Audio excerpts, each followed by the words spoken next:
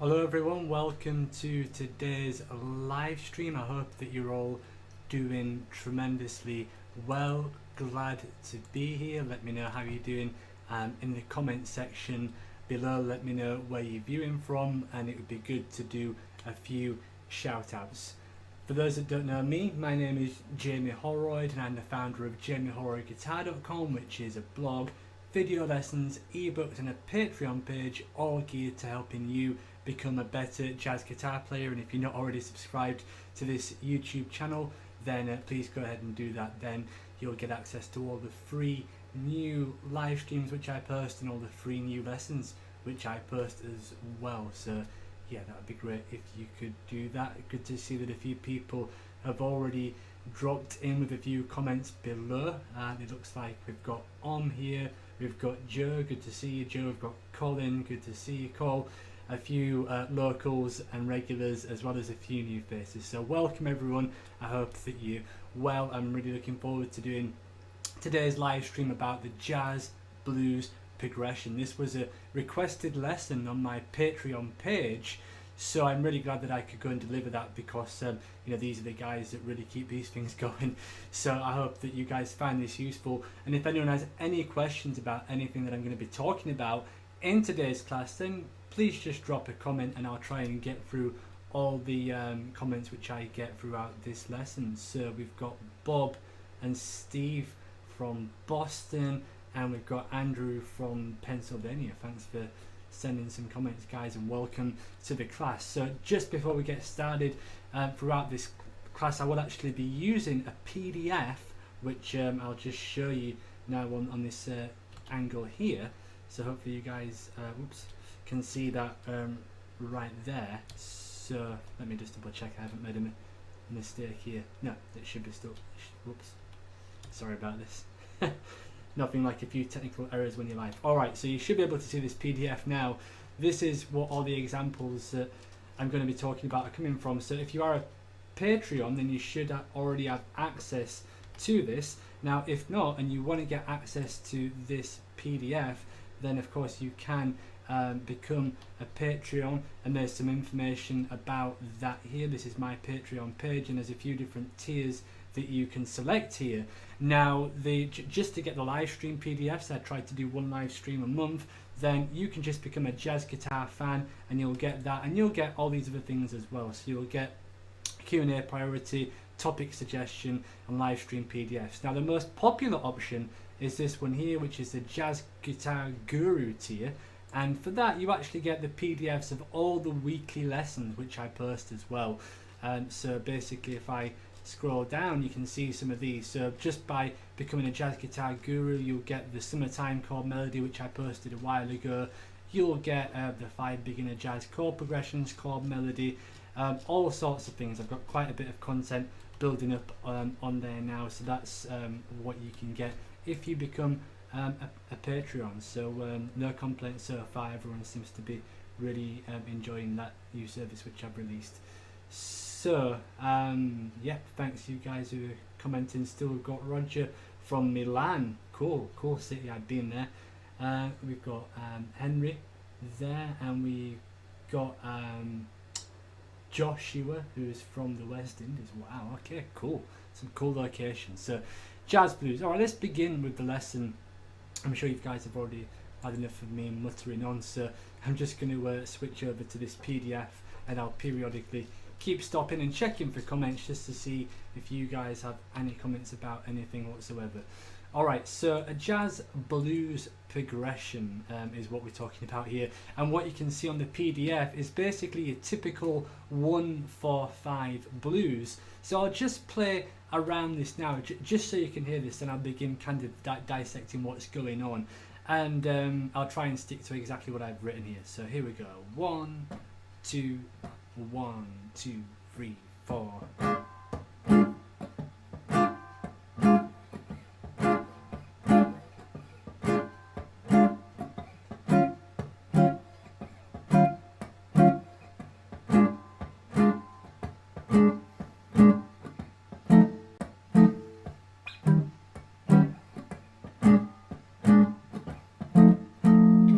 Alright, so a 1-4-5 blues. Nothing tremendously exciting really in terms of 2/5s and jazz progressions, but this really is the backbone of all music. This is the type of 1-4-5 blues that B.B. King will use, Magic Sam, Eric Clapton has made a career off this, so it's a useful one to know, but I'm going to take as read that all you guys know this already. And really, just from a harmonic standpoint, we have a 1 chord there, which is a B flat. Now if it says a B flat 7, you can play any type of B flat dominant chord, so that would be like a B flat 13, a B flat 9. Any of these B flat dominant chords will actually work in place of a dominant 7, and you can do the same thing where it says E flat 7 if you want to play a different E7 and E13, E9, etc. All these are good options to use rather than just sticking to a plain dominant 7.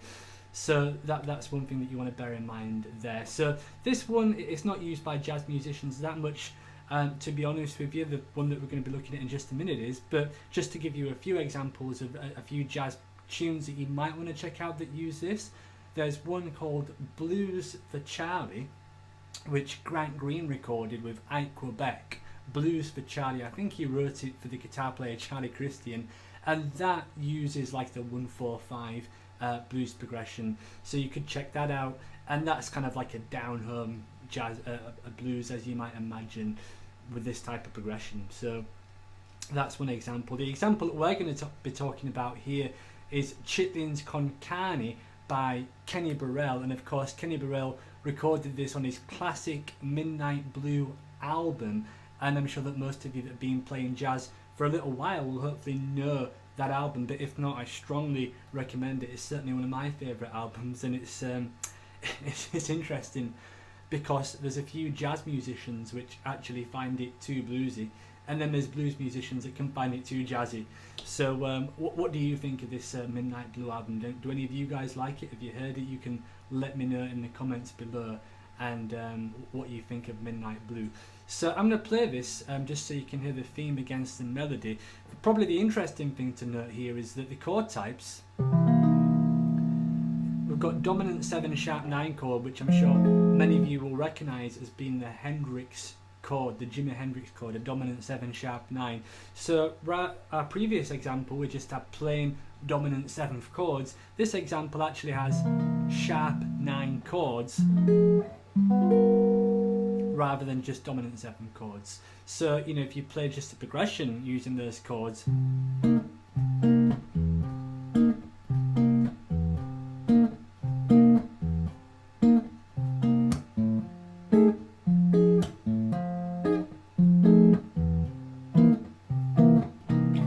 it has a pretty cool sound.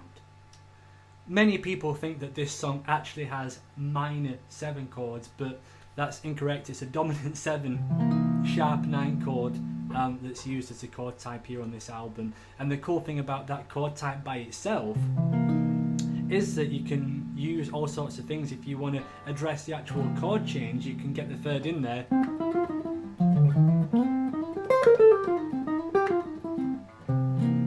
But of course you can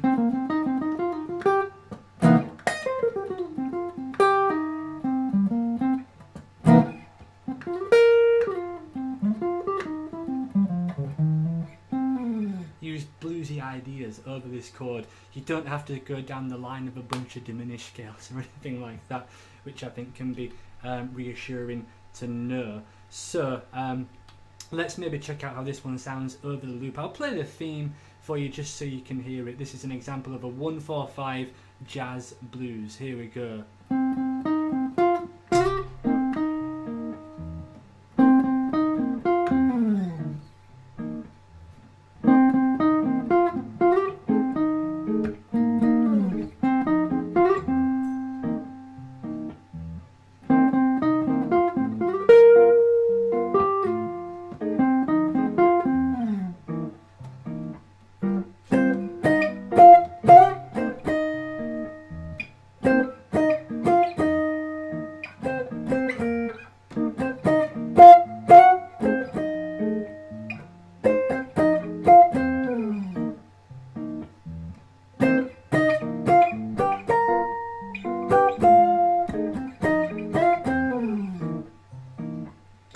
So a cool sound, right? And many people, like I said, can think of cool themes and things that they can do, you know, just with that 1-4-5 blues. So you can't, you know, just write that one off. It's certainly worth investigating if you don't know it already.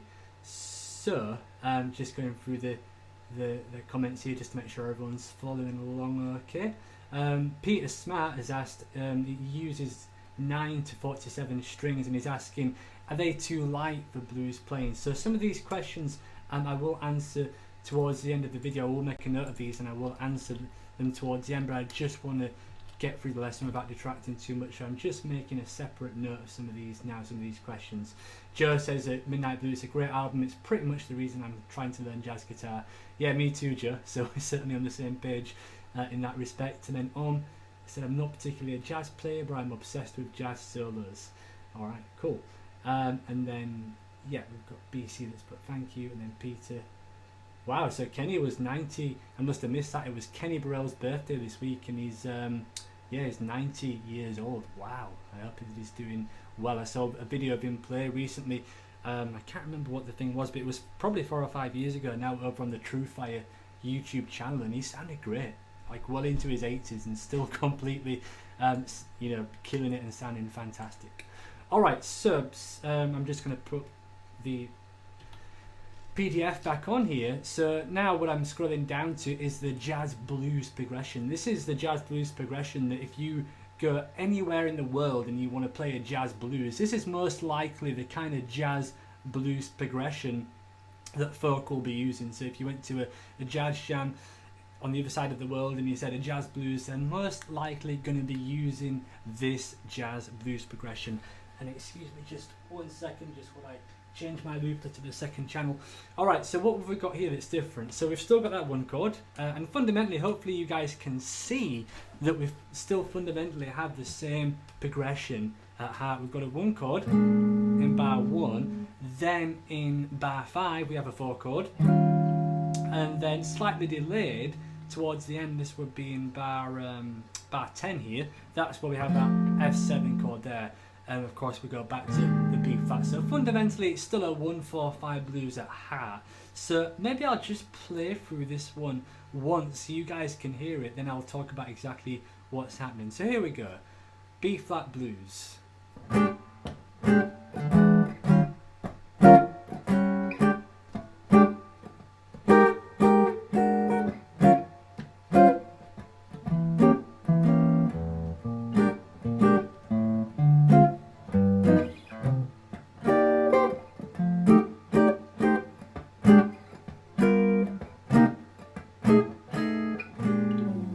So a cool sound, I think. I really enjoyed playing this progression. So fundamentally the difference here that we've got is in bar 2 we now have a 4 chord, and this is sometimes to be considered to be a quick change. In a blues you can go to a 4 chord in bar 2. Even in a traditional B.B. King style blues, that can be the what happens sometimes. So we've got 1, 4, 1 again.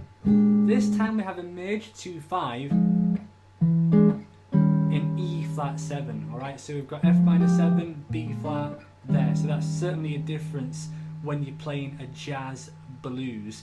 And then we've got this sharp 1, or that's what we've got there. So if you think of that in relation to an E flat 7, there's an E flat 7 chord. If we move the root up to an E natural, that's a sharp. E flat is 1, a sharp 1 is E natural, and we have a diminished 7 chord. Don't worry too much about that. It's very rarely actually referenced in themes and in solos, so don't worry about diminished scales and diminished chords and things like that. I mean, really, if you think about this, there's many things which a diminished chord can be, and a B flat diminished is what the C diminished can be. There's a B flat. So you could think of this as just being a tonic diminished chord, and it's not very far. There's a B flat diminished, there's a B flat, so it's not a million miles away to the tonic B flat chord, to be honest with you. Alright, so moving on, we're back to a B flat there, and then the biggest difference which happens, I think, is here we which is in bar 9, where we have a D minor 7 flat 5 and a G7 altered chord. This is a minor 2-5 here. Alright, so this is a turnaround to 2, or a back cycle to the 2 chord. In B flat, C minor is the 2 chord, and here we have a minor 2-5-1 to C minor.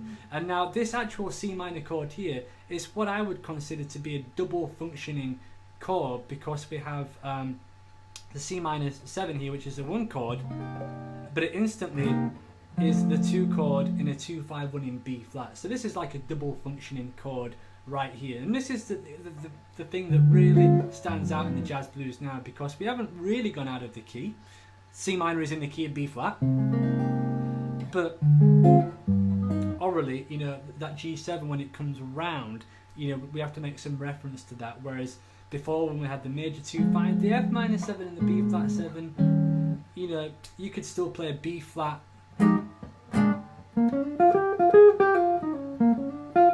B flat stuff over that, and it's not going to really sound bad. Alright, so the last 4 bars of the progression here, we've got a 2-5-1 in B flat, and then a 1-6-2-5 at the end. So as I said now, C minor 2-5, and then a 1-6-2-5, turned around back to the beginning.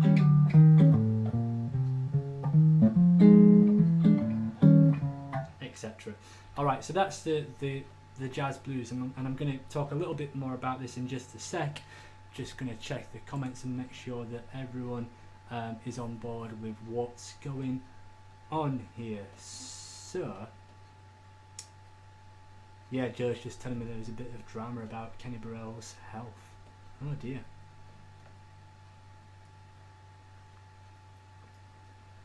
Yep, so sorry guys, just checking the comments here just for 1 second. I had a comment about the backing track, which I'll make a note of. So the backing track, I can answer that one really quickly. Yeah, I've just got a loop here that I'm using for all the examples in this class. Alright, so back on with this jazz blues progression here. So some examples of this where jazz players are actually addressing these chord changes. We were just talking about Kenny Burrell. Another great player that I like is a guitar player called Grant Green, who's certainly worth checking out. Now, he recorded a jazz blues called Cool Blues, which was originally a Charlie Parker theme, and basically he did a solo of this which addresses these chord changes pretty well, which I'm going to talk about in just a sec. But before I do that, it's well worth addressing, really, now that we've kind of got an idea of what's going on with jazz blues harmony, that you really need to try and learn a few different jazz blues tunes. So some examples of jazz blues themes. The good thing I think about jazz blues themes is that something like Cool Blues, which I just mentioned, is actually the same lick which you play over and over again. So you can play the same lick 3 times and it actually just works its way around the entire chord progression. So Cool Blues sounds like this. It goes.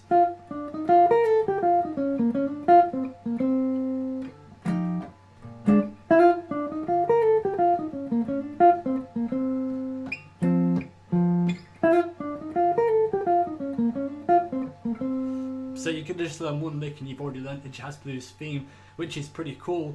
Another jazz blues theme which I always encourage students to learn is one called Tenor Madness by Sonny Rollins. Tenor Madness because Sonny was a tenor sax player, so Tenor Madness. And that is a good one to learn on the guitar because you can actually throw some chords with the theme and it gives you kind of like a full sounding theme which you can play, and that sounds like this.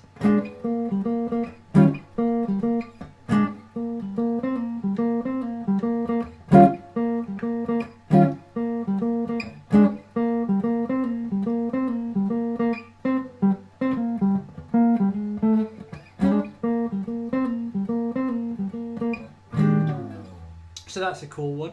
You could learn a more bebop jazz blues theme, something like Billies Bounce.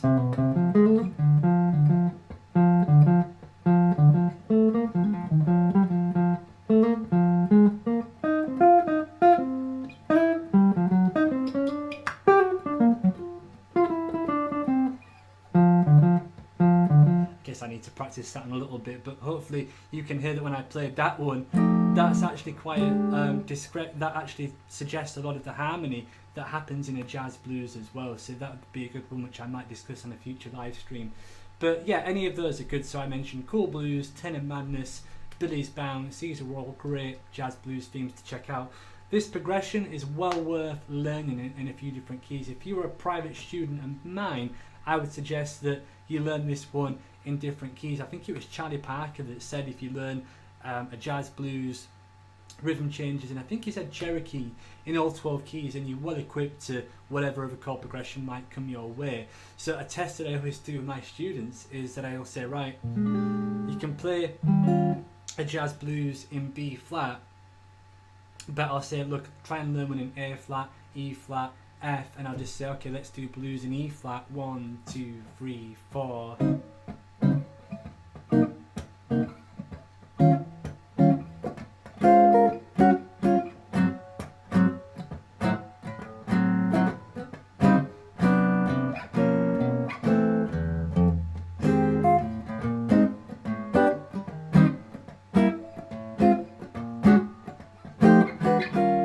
And of course you should be as comfortable playing the blues in E flat, G flat, D flat as you are in B flat. Of course, to begin with, you might just want to use simple chord shapes that you're familiar with, but you don't want to be limited to those. You want to try and use all the inversions which you know, rather than just ultimately sticking to root on 6, root on 5 chords. Alright, so that's kind of the jazz blues, that's some themes. Now in terms of improvising over it, there's a few different things, and by the way, on the Patreon PDF here, you've got a jazz blues comp in etude, and that's just got some basic chord voicings around this chord progression that you can use if you need them. So that's included in the Patreon PDF right there. Now, when improvising over a jazz blues progression, I think it's one of those in which you can basically do two things. You can actually be very specific in how you hammer and how you address the chords, meaning that you can think of the chords individually, which we're going to talk about in a minute, but you should also be able to really just play B flat blues ideas over these chord changes and sound good. I think that you shouldn't necessarily be reliant upon all these kind of cool scales and things to sound good. You should be able to use blues ideas, which I'm going to demonstrate in just a minute. So just checking through the comments here, make sure everyone's still on board. Got another question of someone there, which I'm going to make a note and address all these towards the end. So sorry to pause for 1 second, but it's the only way I can kind of efficiently do this. Alright, so yeah, back to this. So this is the jazz blues.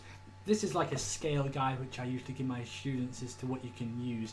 And really, this is very, use this as a rough guideline. It's by no means set in stone, and I'm probably not going to be completely agreeing to it when I improvise with these scales. But I think, for some people they need a stepping stone, and this might be the stepping stone which you can use.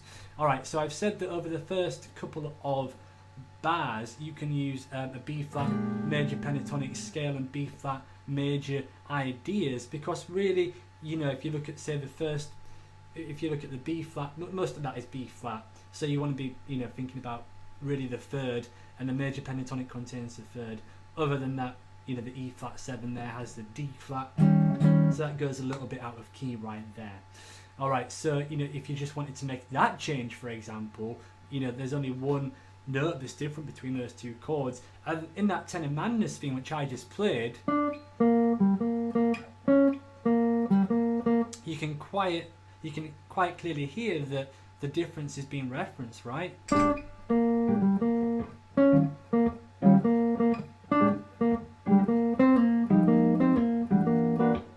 D to D flat, so that one note could actually get between those. But yeah, moving on, the B flat minor pentatonic, I've suggested that of the E flat 7 chord, because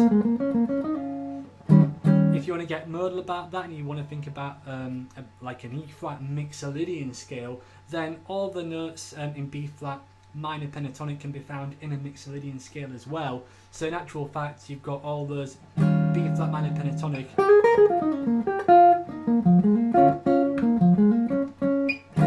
works tremendously well over an E flat 7 chord. Then going back to the B flat, we have the B flat chord right there. and then the very last 4 bars.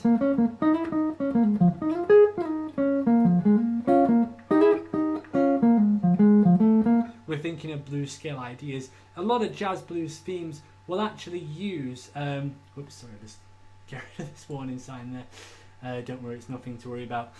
So, yeah, a lot of jazz blues themes will actually use a blues scale towards the end of the melody there. So one example, if you think about Mr. PC, the end of Mr. PC,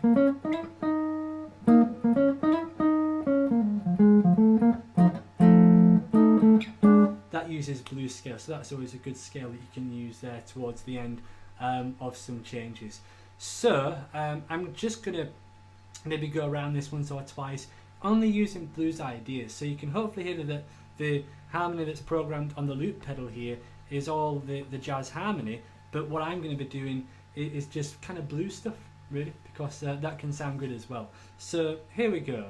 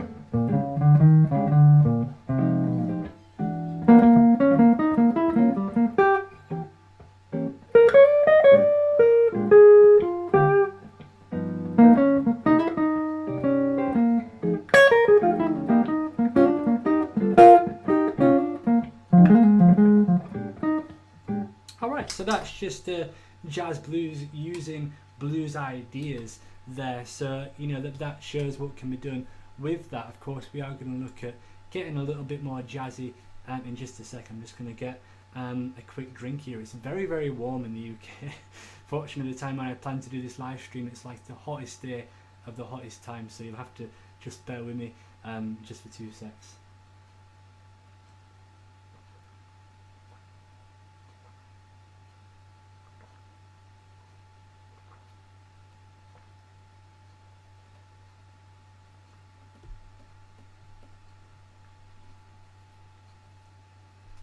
Cool, so I've got a few questions and a few comments. Thanks guys for both of these, and of course I'm adding all these questions I am actually adding to a document where I will answer these towards the end of the class.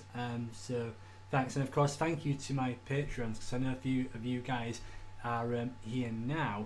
So it was a Patreon request, this lesson, so if you want the you guys that support these videos and this channel, then this wouldn't have happened. So I hope that you find it useful. The jazz blues is a subject which I can do lots more lessons and things on. So you've only got to know, if you want me to do more lessons on jazz blues, then I'm more than happy to do that. Some examples of jazz blues things that I can talk about. We could talk about bebop blues, like Blues for Alice. We can talk about different kinds of jazz blues progressions, because there's lots of variations of this form, as you can imagine, used by players like Wes, Charlie Parker. So it's a cool one to check out in lots of detail, and there is of course some minor blues as well, which is well worth checking out. So really now the next step that we're going to talk about is getting away from these these pentatonic ideas, and we're going to do that by looking at some enclosures. So I'm just going to play through this just to give you an idea of how this sounds. So I've got the loop again, and the enclosures which I'm going to use are the ones that I prefer, and that is over a dominant chord. I'm going to use a semitone above, then below, then hit the third. I'm going to be approaching the third of every chord as it happens. Alright, so the first one going into the B flat there, then into the E flat, back to the B flat again.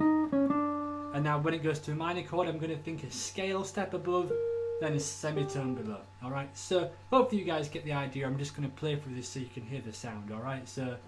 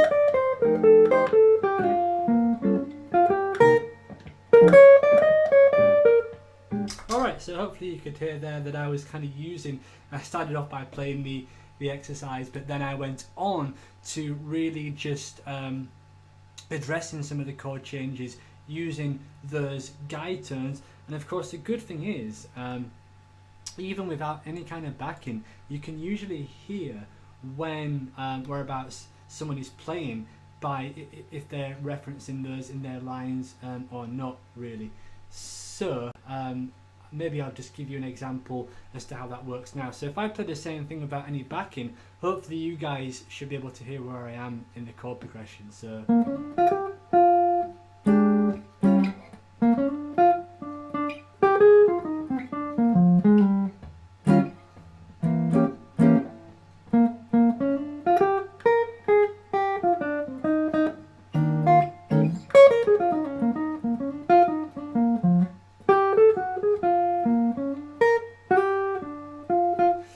so hopefully by doing that you guys can hear which part of the chord progression I'm in, and that's because I'm trying to get some of these guide tones in my lines. But hopefully as you're starting to realise, you don't necessarily have to do this all the time. There's plenty of times where I just reverted to playing like you know, B flat bluesy ideas and things, just because that was what I was hearing and that's what I wanted to do at the time.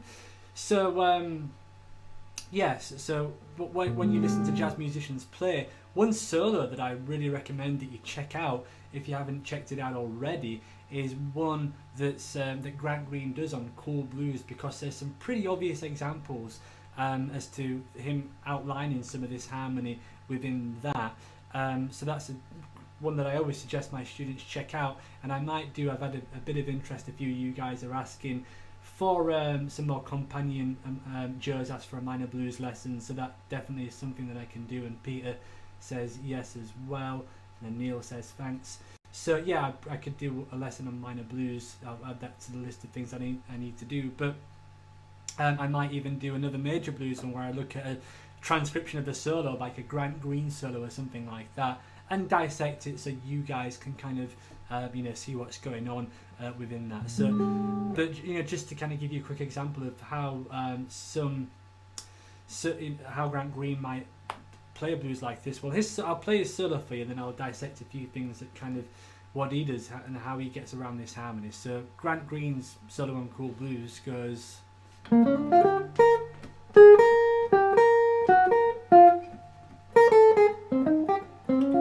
If I can remember it, let me try it again.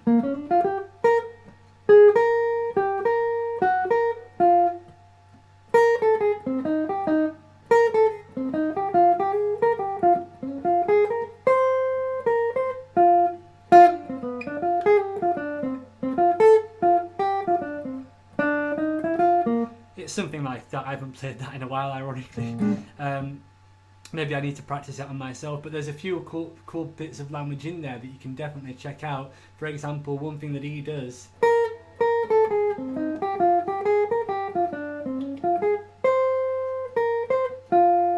that's about like going into the E flat 7 chord. You can quite hear there that he's going making reference to F minor 7, B flat 7,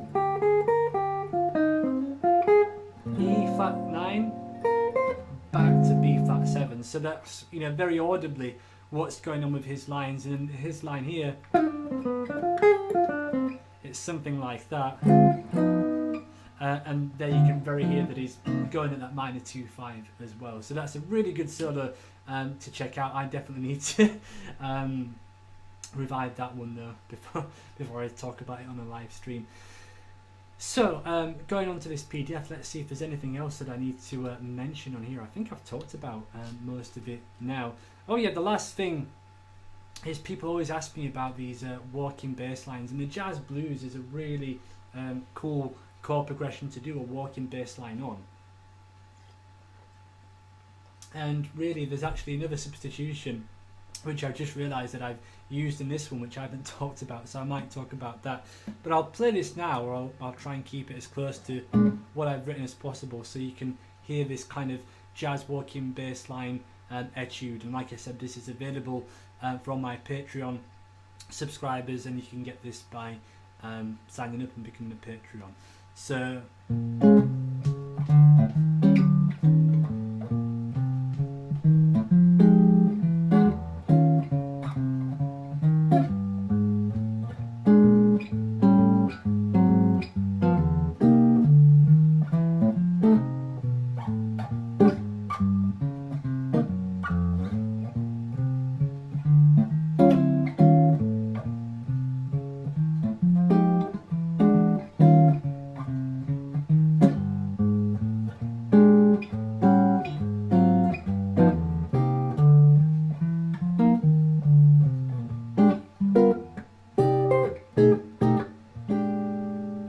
as you can hear, it's a cool progression to do with a walking bass line, and it should be pretty self-explanatory as to what's going on here most of the time.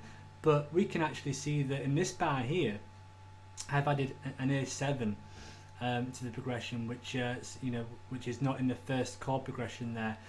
So if anyone knows why that A7 is there, if those guys of you that are a bit advanced think that you might know why is that A7 at that part of the chord progression, let me know in the comment section. I know that I've got some of my long haul students on this live stream, so I'm going to try and give you guys a bit of run for your money as well.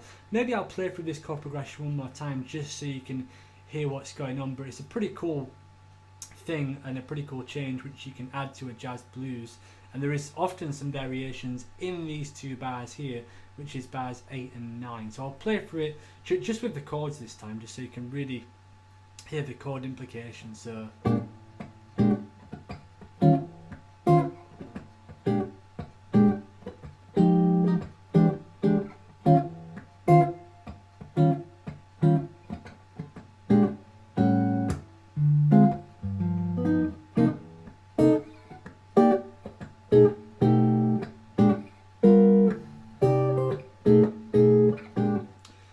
so that time I played a little variation there. I'll see if anyone has the answer just while I was playing that A7.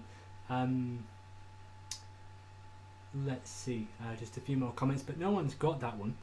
So, but I've got another good question, which I'll address after this is finished. So, yeah, the reason why this A7 is there is because it's like the 5 of D minor. So I'm just going to put this on the screen again so you guys can follow along. So this part here, the A7, is the 5 in D minor, so it's kind of going down, you know, it's got a motion that makes sense, because really it's all about getting to that 2 minor 7 chord. So you can go B flat, A7, D minor, G, all that harmony has got the same final destination in place, right? So that's why that's there. Now of course B flat is the tritone away from E natural,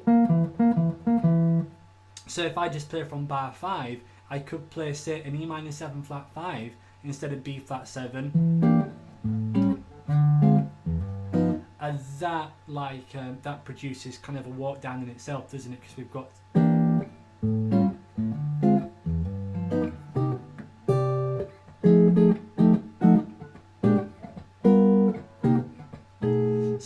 can see what's going on there. It's really just a descending harmony to get to that 2 chord.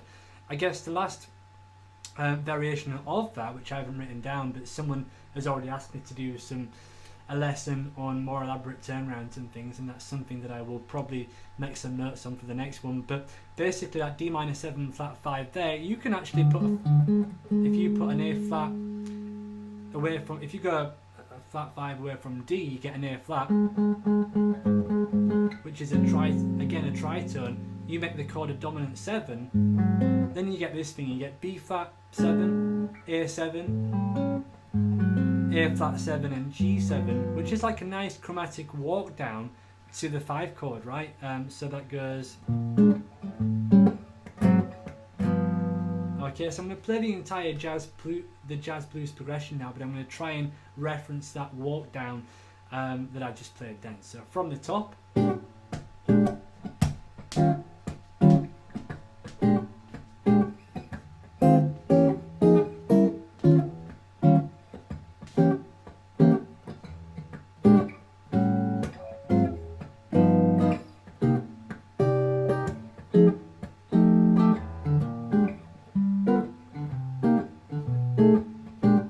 Alright, so it's a cool sound, right? And it's got the same destination in mind. It's going back to that C minor 7 chord, which is the 2 chord in this situation. So that's kind of a cool variation in which you can do. And then yeah, Pete, you've got it, man. It's yeah, like you said, a secondary dominant chord is exactly right. And then Joe said 5th of the D. Yeah, you know, you guys are going in the right direction, and I've kind of explained it. So hopefully that makes sense as to what's going on there. Then Mr. PC says the guitar sounds great. Thanks very much. All right, so hopefully then, you know, you guys are, you know, getting the idea of the jazz blues. So if you were my students, which I know some of you are, 'cause you support the Patreon page, I give you these 2 or 3 different assignments to last you over maybe a week, 2 weeks, maybe even 3 weeks at the very most. So first thing you want to do is memorize that jazz blues progression, so you've got that cold, right? Start with basic chords, root on 6, root on 5. Make sure you can play through that jazz chord progression from memory. Memorize that, because that is really the backbone of so many other jazz chord progressions, and a really important piece of jazz chordal harmony that you want to just know from memory. Once you've done that, memorize a theme. Tenor Madness, Cruel Blues, Now Is the Time. There's many of these jazz blues themes. You could just Google them and find and listen to one which you like the sound of. Learn a theme, memorize that. Like I said, there's some very simple ones where you just learn one lick and you literally repeat the one lick 3 times and then you've got it. And then there's more complex ones, more bebop ones, like Billies Bounce and things, which really describe the chord changes and what's going on there. So you could do that maybe at a later point. And then when you begin to improvise, so by this point you've got the chords from memory, you can play a theme. So, you know, maybe you just want to go through that from memory so that you can actually just play the theme.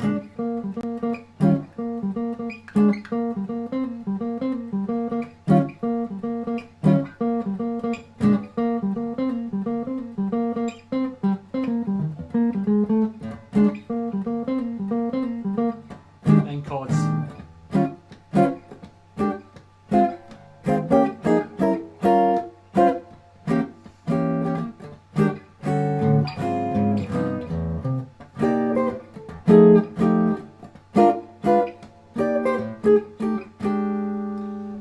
That would be a good way in which you can really put both of those things together.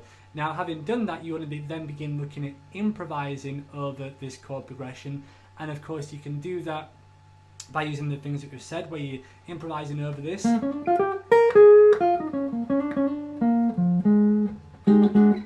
just using blues ideas, blues language. But once you're comfortable with that, that's when you want to try to add more jazz language as well. And really the places which I suggest that you really focus on that is the transition to the 4 chord in bar 4 there, and obviously the enclosures are going to tell you where the thirds are, and that's one place where you want to really try and address the harmony. So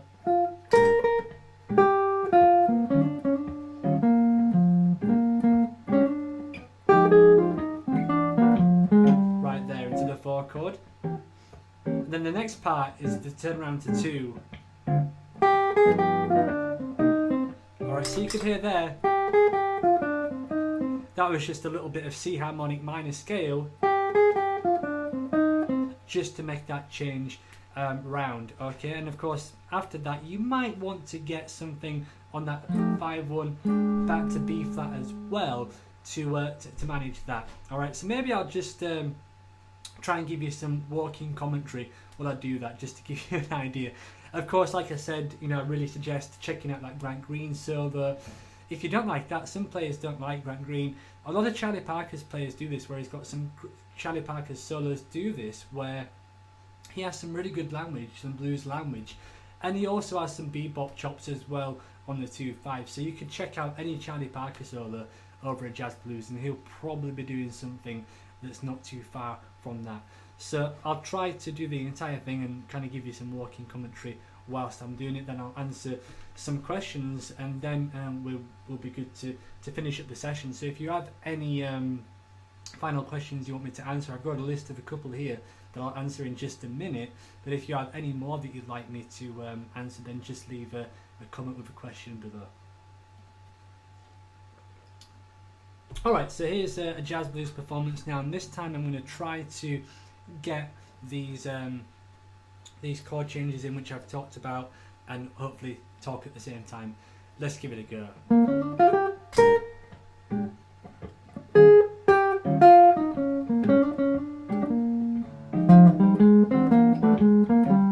Turn around to the 4 chord.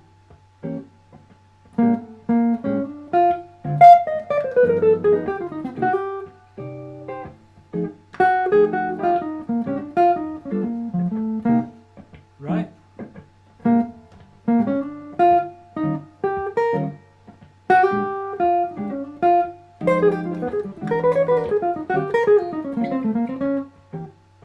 Double time lick to the 4 chord.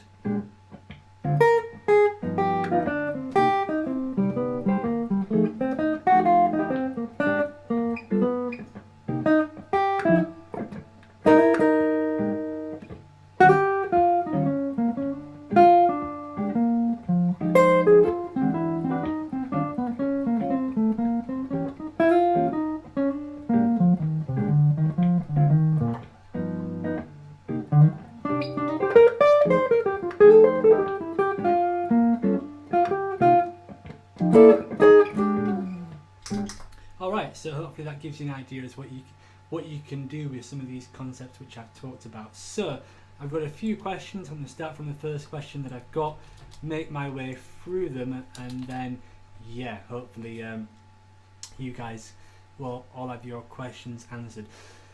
So first question that I've got here, I think it was from Peter asked actually. It says I use 11 to 47s.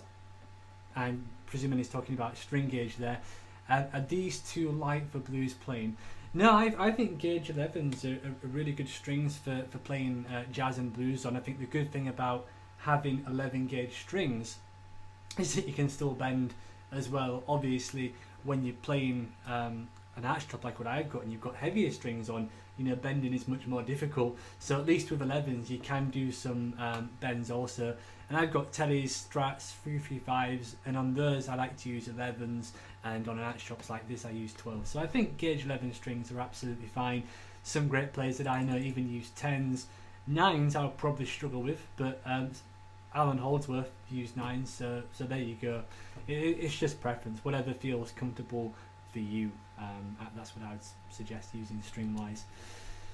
Someone says, sorry to go out of context, but would you be able to cover the key elements and why Giant Steps is the most feared jazz song? Well, yeah, I could do. I could certainly look at Giant Steps. That would be certainly a good tune which I like to play and talk about. I've taught that song and played it, so I could do Giant Steps as well. If anyone hasn't seen a video about why Giant Steps is the most feared song in jazz, I recommend checking it out. You could just go on YouTube and type in Giant Steps, and it's a really interesting video. And that pretty much explains why it's the most feared song in jazz. You know, if you check out that, I'd probably be echoing a lot of things that are in there. personally, if I were talking about giant steps, it would probably be like more technical things, like how to improvise over it and things like that, rather than just you know, telling you why it's the most feared song when there's that video that already does it justice.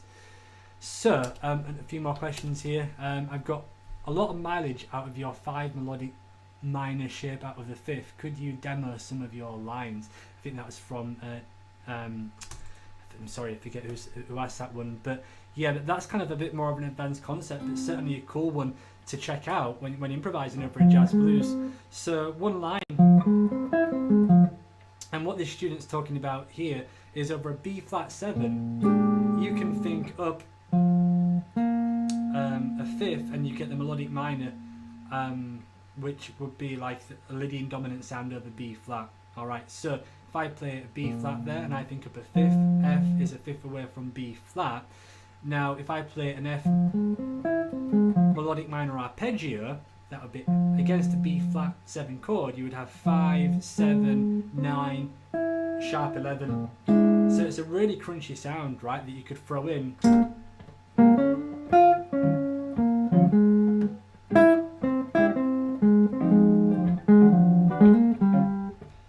That would be how you could do it, and it's one that works a little bit better, I think, at faster tempos.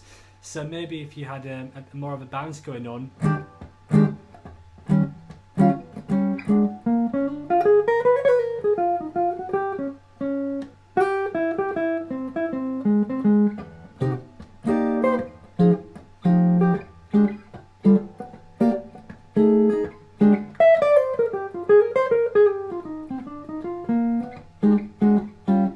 that I think it works better then, because the harmony is a little bit more angular. But that's probably the type of line that I would use. I like to play off that shape a lot.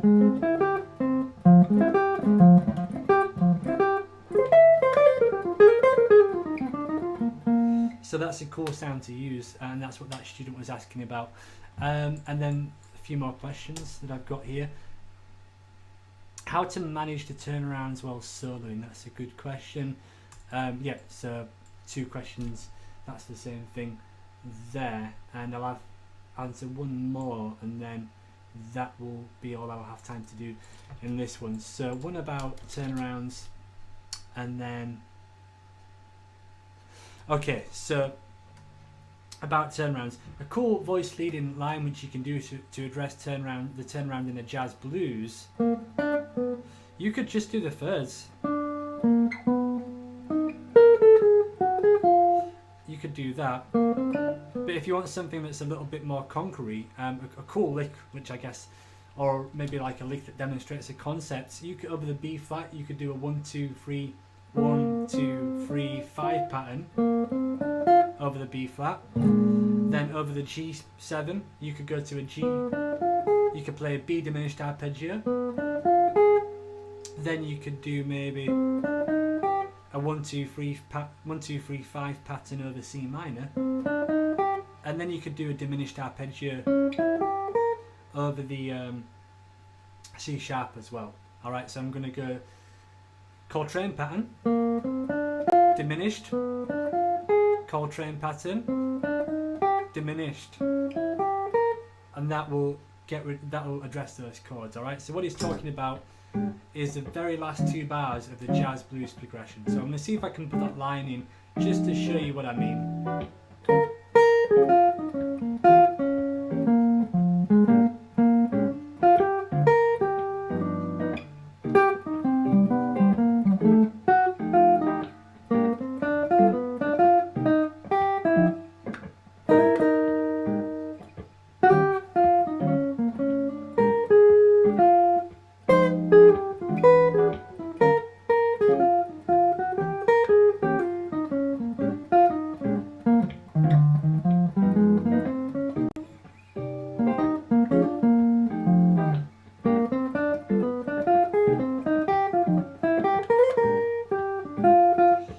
So I'm not sure if that exactly was the line, but hopefully it was something very similar.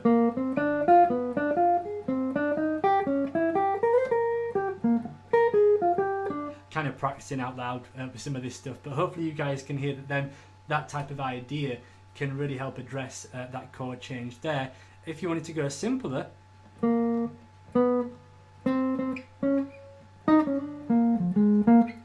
could just maybe do B flat, B natural, C and C sharp. Let's see how that one sounds. I'm just going to quickly record the loop. So